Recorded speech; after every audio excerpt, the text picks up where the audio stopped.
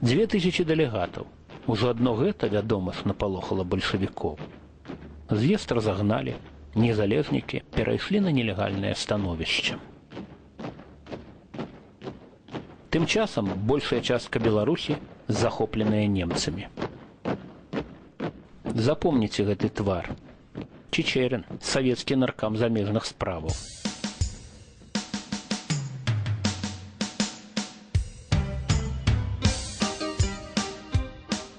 Бальшавікі і казераўцы дзеляць нашу зямлю на перамовах у Берасці.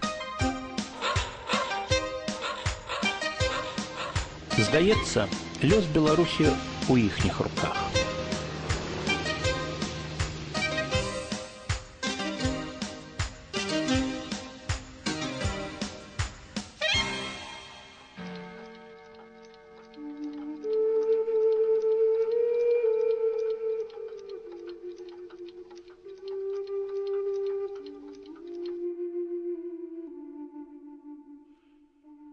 Паводле берасцейскага трактату Нямецчына абавязваецца не падтрымліваць новых дзяржаўных утварэнняў на тэрыторыі былой расійскай імперыі.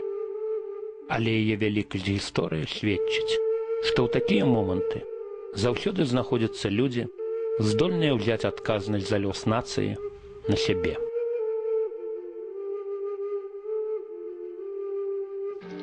На здымку першы ўрад Беларускай Народнай Рэспублікі. 25 сакавіка 1918 году Рада БНР выдала трэцюю ўстаўную грамату, якая абвяшчала незалежнасць Беларусі.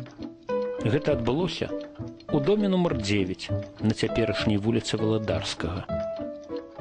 Дарэчы, сёння на гістарычным будынку няма нават сціплага мемарыяльнага знаку. Былі зацверджаныя сцяг і герб дзяржавы. Пачаўся працэс міжнароднага прызнання юнай рэспублікі. Яна выдавала пашпарты і нават паспела выпусціць паштовыя маркі.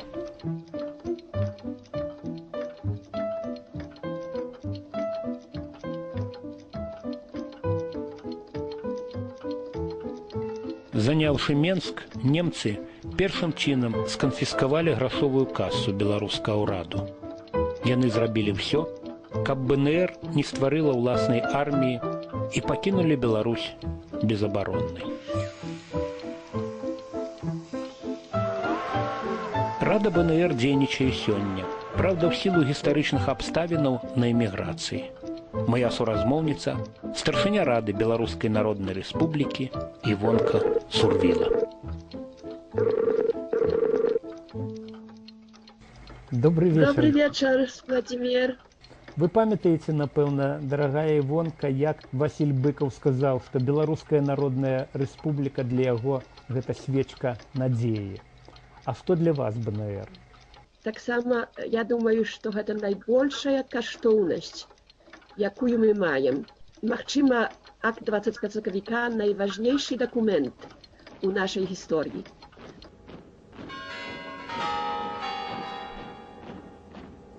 Москва, вядома, не хацела адпускаць Беларусь і выставіла свае традыцыйныя аргументы.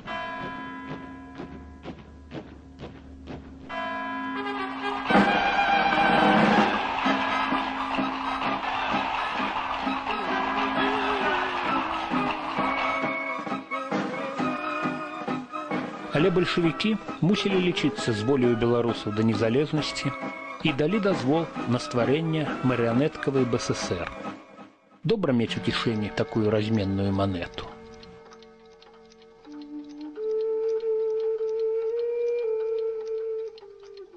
Гісторыя схільная паўтарацца, і яна паўтарылася праз 3 чвэрткі стагоддзя.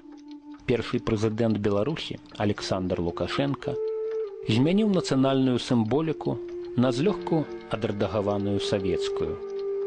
Яму тады мроіўся Крэмль, новы саюз, дзе ён будзе на першай ролі.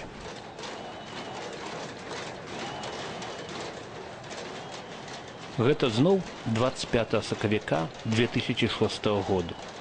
Мы зноў абараняем сваё права на волю. І, як не дзіўна, не ад каго-небудзь, ад самога беларускага прэзідэнта. Дуже мас пугаеш так.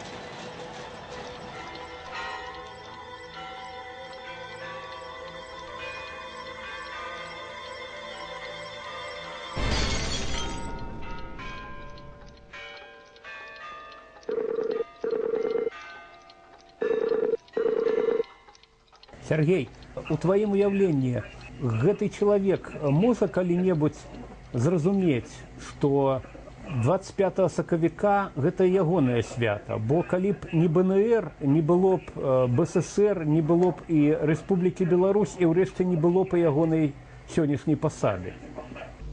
Уладзе, я тут пессіміст. Я памятаю, як сябе Лукашенко паводзіў у парламенце, ён проста арганічна не прымаў ні беларускую мову, ні беларускую культуру, ні саму ідэю незалежнасці. Калі Лукашенку прапануюць далучыць Беларусь да Расіі той мове, што ён стане прэзідэнтам гэтага ўтварэння, часу на гэта далучэнне спатрэбіцца яму столькі, колькі трэба, каб узяць асадку і паставіць сваю подпіс пад такім пагадненнем. Але вернемся